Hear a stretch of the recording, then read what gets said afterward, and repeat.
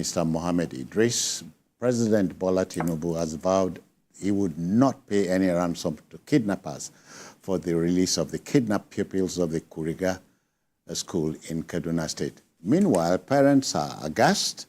A watching world is alarmed, waiting for what happens next. The government is reviewing the offer of foreign assistance in the battle against kidnapping and other high-profile crimes.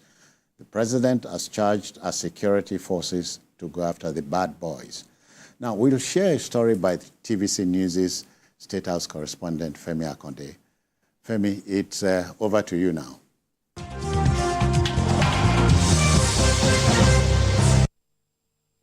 The federal government says the reforms introduced by President Bola Tinubu are already yielding results across the country. And this claim is corroborated by data from the National Bureau of Statistics. But the prevailing security situation is a big headache for the government. And President Bola Tinubu at the Federal Executive Council reiterated his directive to security chiefs to ensure the release of the school pupils kidnapped in Kuriga, Kaduna State. The Minister of Information and National Orientation disclosed that the president insists no ransom will be paid. The president has directed that security agencies must, as a matter of urgency, ensure that these children and all those who have been kidnapped are brought back in safety, and also in the process to ensure that not a dime is paid for ransom. So it's important to underscore that. No dime, government is not paying anybody any dime, and the government is optimistic that these children and other people that are abducted will be brought back to their families in safety. The federal government is also counting the gains from efforts to ensure food security across the country. The Minister of Agriculture says there has been huge investment in this critical sector, both from the government and the private sector. Where Mr. President commissioned the largest tomato farm and factory in Nigeria by GB Foods, which is a Spanish conglomerate from the country of Spain, and also a groundbreaking ceremony for further expansion. President Tinubu's investment drive is also attracting dollars in foreign direct investment. The Minister of Industry, Trade and Investment talks about a working partnership with the World Trade Organization to improve e-commerce. One pertinent thing to note at that support is the fact that, having gone through the initiatives that we presented for the president's achievement of the president's 8-point agenda, they actually approved a lot of them, and we are very excited to support Nigeria with both technical assistance and financial assistance. The Minister of Communications got the Executive Council's approval for its plan to improve broadband penetration across the country and leverage on satellite technology to help in the fight against insecurity. A network of Galaxy backbone to deploy connectivity to all the 774 local government secretariats. Those who are following that project, which was announced about 2-3 weeks ago, would also see that we've actually started the connectivity. So a number of local government secretariats in Kogi State are now connected. The Federal Executive Council gave approval to the Ministry of Works for the augmentation of the Obajan and Lokoja to Benin Road. There was another approval of an award of contracts to construct the Isheri North Road that will connect Lagos to Ogun State. The Ministry of Works also got approval for the construction of the Outer Marina Shore Protection in Lagos. This week's Federal Executive Council meeting was a reminder to the ministers to drive the implementation of the Renewed Hope agenda and ensure the benefits rub off on Nigerians. Femi Akonde, TVC News, Abuja.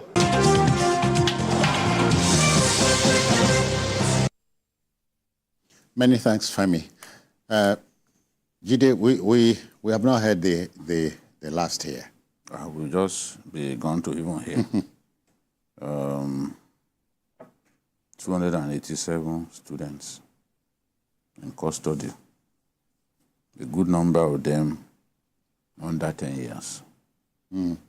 About 100 of them under 10 years. How do you deal with this kind of situation?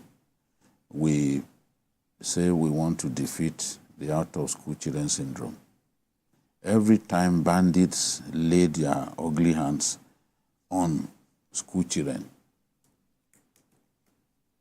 it amounts to a big setback to our goal of defeating the out-of-school children syndrome, because a lot of these children will never go back to school.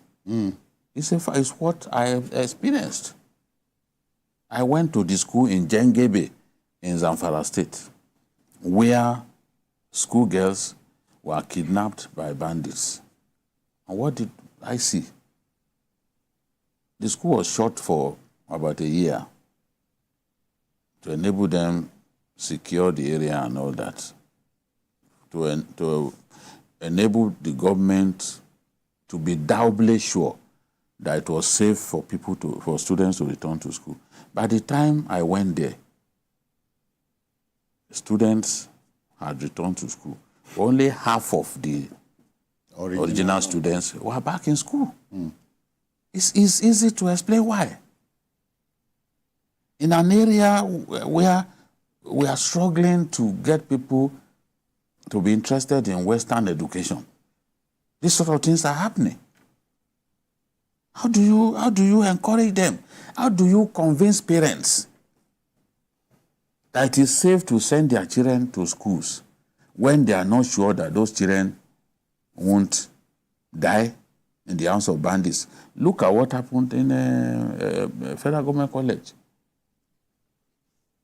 Sabo Yauri. Some of the girls returned pregnant for bandits. Some returned with the children that they bore for bandits. I mean, this is not fiction, it's the truth.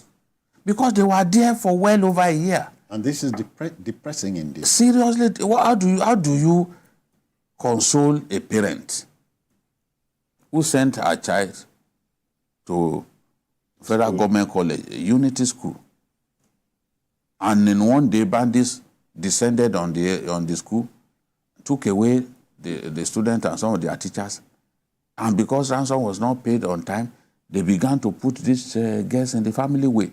That's not what we want to see. But it keeps happening. Bethel Baptist School in Kaduna that was invaded in 2022 by bandits. Some of those boys stayed for over a year in their hands. The Baptist Convention spent more than 100 million as ransom. Because, you see, government can say, we are not going to pay ransom.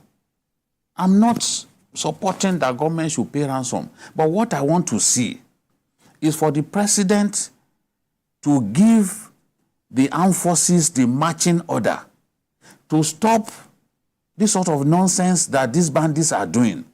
Because if you don't pay ransom, parents are forced to pay. Obviously. And when some parents will sell their house.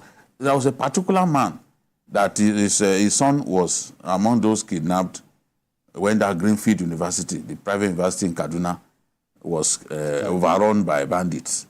He had to sell his only house. That house was the product of more than 35 years of hard work. He had to sell it. Of serving the country. Of serving his country.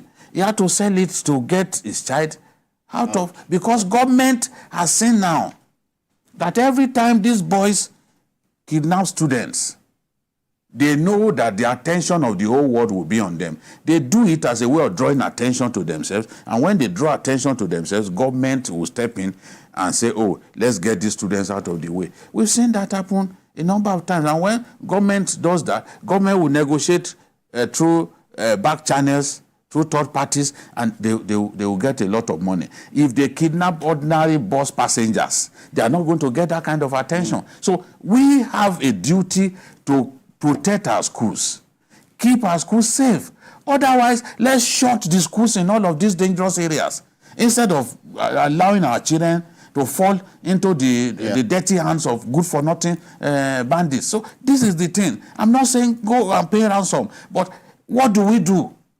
Because once they pick these children, the pressure will now be on their parents to get them out of captivity. And you may say you are not going to pay, but they will have to find the money.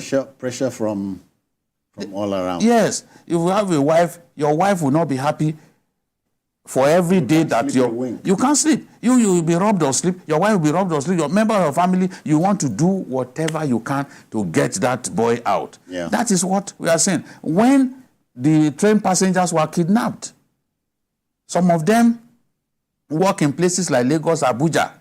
Their companies had to mobilize to raise the 100 million that each of them was told to pay. Yeah. The ones who couldn't pay, they brought them out in the open and they were flogging them. A Muslim cleric abused President Buhari thoroughly. I've never seen an individual abuse a sitting president like that. He abused him thoroughly. The president was forced to set up a committee that now through the back channel paid these guys and got the remaining people out of captivity. So we keep falling into their trap. They know that ultimately we will bring the money. And that's why they keep struggling to make sure that, oh, let's get them. Chris, but we can call the bluff of these brigands. Citizen, it's very difficult. It's very difficult. I keep on going back to my village. When they carry, there's what we say, when you see them carrying the corpse of someone else, to you, it looks like a log of tree. Now who he touch, now you know. Who feels it knows it? Who feels it knows it? Bob Marley. I think it was Bob Marley that said it. Who feels it knows it. But my problem is that... That's in the song. Yeah. You're running away. That is it. You know? And the fact is that what we're experiencing now is since we are going to pre 2015 again. This was how it started. Remember the Chibok issue? Let me tell you, citizens, for free, that as of today, close to about 50 or 60 of those girls that were kidnapped have not made it back. It's going to about 9-10 years now. It's happening in Dapchi. It's not, they're up to It's about 80. It's about 80. 87. 80, about 80 have not returned home after, so nobody can account to. As far as they have not returned, they gone. Some have died. Some would have died From snake bites. Some would have died. Some would have been married away to outside. That is it's happening in Dapchi. The same pattern. And you ask yourself, 8-9 years after, we are still back the same. And the fundamental question I ask is that they took away over 200 pupils. What is the logistic with which... And that couldn't have happened in 30 minutes. That is what I'm saying. What is the logistic? How were they able to carry them? Citizen, in every local government in Nigeria, there is a police command. Every local government, recognized local government. I'm not talking of or this or that one. I'm talking of local government, 774. That is recognized by the Constitution. There is a police command. In that local government, there is a DSS command, that is local command. In that same local government, there is a civil defense unit. Then what happened to Intel? What happened? How come that these children can be ferried away like that without anybody raising an eyebrow, without the security agencies for long period and no security? You know that area. That's what I'm saying. In areas where where we can guarantee safety, shut the schools. Now, because that place, the nearest military outpost to that village is 35 minutes drive away. And there's no network. Even the reporters who went to the scene, they couldn't file their stories until they got to the state capital. No network. So the boys exploit some of these things. Now that takes us. Sorry, Chris. What troubles me now, troubles my soul, is that you're saying it's difficult to call the bluff. No, for me, that's why I said. Because no, I'm considering the order given by Mr. President to the. Let me tell you. If we're using the same method, and without technology, yes, that's why I think that even what the minister said, that we are considering the offer made by the United States, United States and others to help. we need to consider. I know they are not going to put boots on ground, but the technology to The technical, help us. exactly. Yes, if we have satellite coverage of some of those areas, we will see movement now. We'll see them, and we'll be able to plan. We are talking of the children. Don't forget also that about 200 women were also taken away are still with them from the ID camp in Borno. And that is why I'm asking, for goodness sake, for how long can we continue like this? For how long? Remember the other song? For how long, for goodness sake? Like this, we go the day. Nah, that's what we go the day. It becomes an issue because you ask yourself, look at the children, these children. 10 years, under 10 years. How do you control them? Under 10 years, some of them have not had a bath since they were taken away. They don't care. They don't give them, they will not be able to give them, they can't feed them, they can't be able to give them food. I know. They will not be able to give them food. They're always on the move. And they're always moving. Some of these children, we cannot get place to place. Yes, some of these children, look at the one that came out, the one that came out last time, they say they wanted 40 trillion naira to be able to release those. They wanted 1,500. Is it 1,500 or 1,550? I don't know why we do this to ourselves. 500 motorcycle, Okada, and the rest of them. Then we have elevated it. And my last point is that our security agencies must be up and running. We've talked about banditry. Every time when I hear the security agency say, oh, they have killed one, they've killed it. I have never seen any. We have not seen any of these major bandits leaders that have been killed. No one. No one. Just name one single one. One. None. I was listening to the Minister of Defense saying that they've killed about 7 major. How come it's not one of those that we are familiar with? That is it.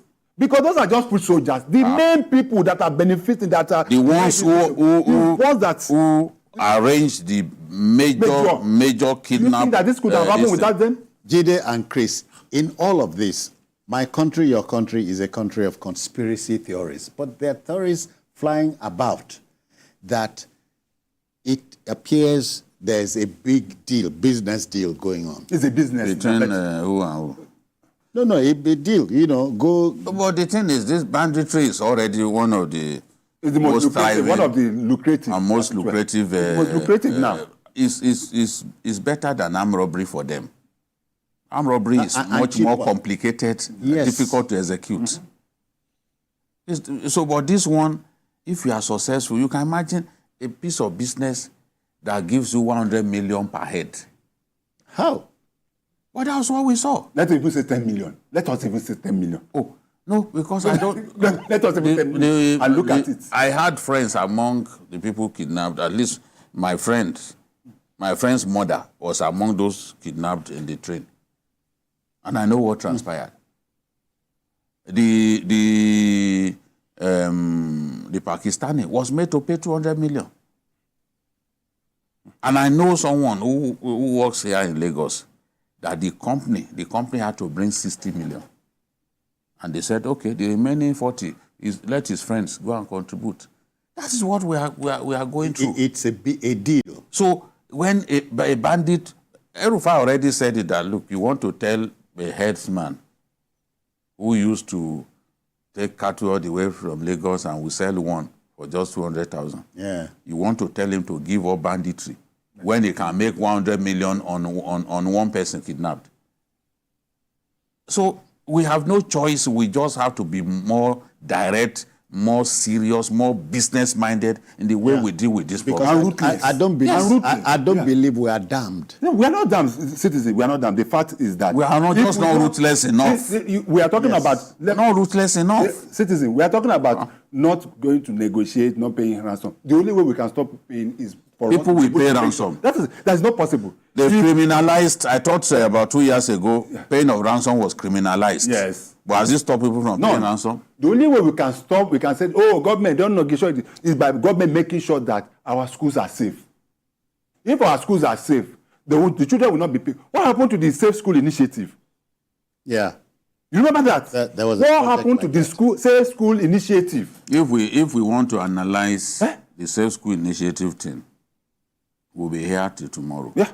Because what ought to be done is not done. None. You know? None. And to an extent, Yes, they played a part in mobilizing support for the rebuilding of schools and all that. It was Ngozi Okonjo-Iweala and co that came up with the idea. But as we speak, the schools are not secure. In Katsina, many schools have been shut. Boarding facilities scrapped. Because you can't afford to let it happen. Yeah. I've seen schools that I was driving past. I wasn't surprised that they went to that University of Dusima, because one day when I was passing through the place, I said, these people can easily come to this school. And they came. So, to keep our schools safe, we require putting many boots on ground. And I'm not even sure we have it. Don't have even the capacity. So what we can do is what they are doing in Borno. They learned a bitter lesson from what happened in Chibok. Yeah. There was no reason to let those children sit for the exam in Chibok at the time they did. It was a terrible mistake. They should have been moved to the state capital. But sometimes you ask yourself, oh, I have security. Maybe you have 12 soldiers guarding the school. And they come about... And they will come with about 100 of with them. About 100. All of them carrying the same weapon that your 12 soldiers are carrying. Those soldiers will not stay. They will run away. They will disappear. So now, in Borno, the state capital, they have mega schools. All right. Big schools, accommodating those schools, the children from those schools that were deemed unsafe. That's what other states should do. Shut all the schools in places where they are not safe. Chris, we must go, but not before saying a happy birthday to one of us. Is by definition the executive editor TVC. I'm talking about Kayode Ladendi. He's a year older. Happy birthday, Kayode. There must be consequences for Make sure celebration today. Can't say what? Consequences for that celebration. Once we are living here now, we're moving. It goes bad. It's popularized. Yes. You've been an eternal patron of Ikosi. Yeah, I was called a long time ago. Yes, you are called to that. I've not been called. I need to be appreciated. So Kayode has to take us all the way. Okay, Kayode, we are counting with you. Happy birthday. Okay, that's just about it on the show. If you missed any part of it, join us at 11 tonight. But on Sunday, we expand the field for you from 1:30 in the afternoon.